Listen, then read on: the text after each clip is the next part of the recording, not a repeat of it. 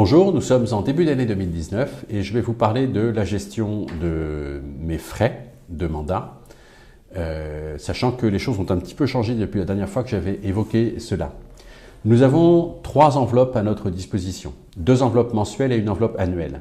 La première enveloppe mensuelle, c'est celle qui est dédiée au salaire de nos collaborateurs. C'est une enveloppe de 10 581 € mensuels, correspondant à du brut salarial, hors charge patronale.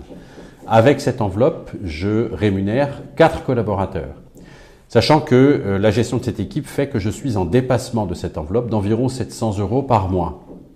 Donc je consomme intégralement cette enveloppe et je dois sortir en plus 700 € par mois pour rémunérer mes collaborateurs.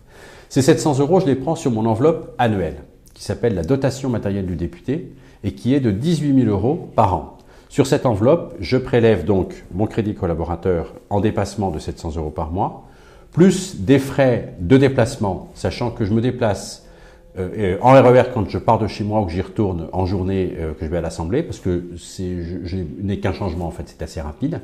Mais quand je me déplace la nuit ou dans ma circonscription, je fais à peu près 400 à 450 km par semaine.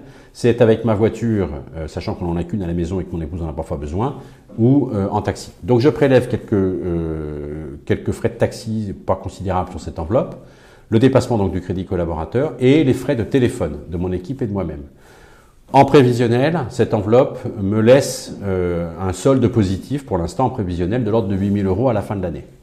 Et puis la troisième enveloppe mensuelle, c'est 5 373 € qu'on appelle l'allocation de frais de mandat, sur laquelle il y a des frais fixes et des frais variables. Les frais fixes, c'est la plus grosse charge, le loyer de la permanence, les charges associées, électricité, assurance, et un écran qui renseigne en vitrine sur mon agenda en permanence que j'ai acquis avec un crédit. Et donc ça représente à peu près 1 300 € par mois.